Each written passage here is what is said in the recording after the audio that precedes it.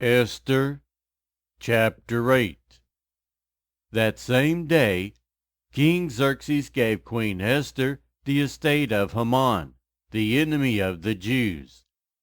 And Mordecai came into the presence of the king, for Esther had told how he was related to her. The king took off his signet ring, which he had reclaimed from Haman, and presented it to Mordecai. And Esther appointed him over Haman's estate. Esther again pleaded with the king, falling at his feet and weeping. She begged him to put an end to the evil plan of Haman the Agagite, which he had devised against the Jews. Then the king extended the golden scepter to Esther, and she arose and stood before him. "If it pleases the king," she said, "and if he regards me with favor and thinks it the right thing to do, and if he is pleased with me, let an order be written overruling the dispatches that Haman son of Hammedatha the Agagite devised and wrote to destroy the Jews in all the king's provinces. For how can I bear to see disaster fall on my people? How can I bear to see the destruction of my family?" King Xerxes replied to Queen Esther and to Mordecai the Jew, "Because Haman attacked the Jews, I have given his estate to Esther, and they have impaled him on the pole he set up. Now write another decree in the king's name in behalf of the Jews as seems best to you, and seal it with the king's signet ring, for no document written in the king's name and sealed with his ring can be revoked." At once the royal secretaries were summoned, on the 23rd day of the 3rd month, the month of Sivan.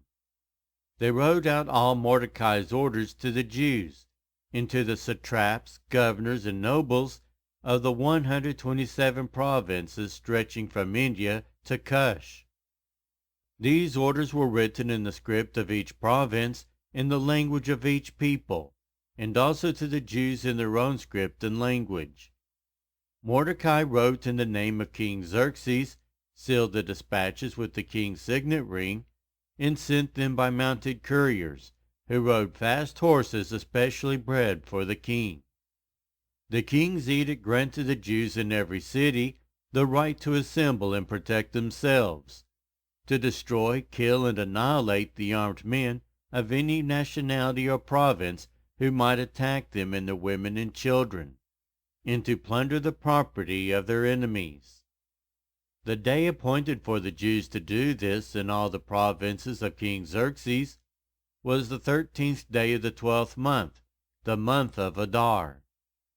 A copy of the text of the edict was to be issued as law in every province, and made known to the people of every nationality, so that the Jews would be ready on that day to avenge themselves on their enemies.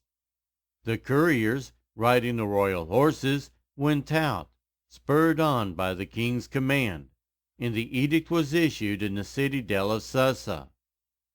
When Mordecai left the king's presence, he was wearing royal garments of blue and white, a large crown of gold, and a purple robe of fine linen. And the city of Susa held a joyous celebration.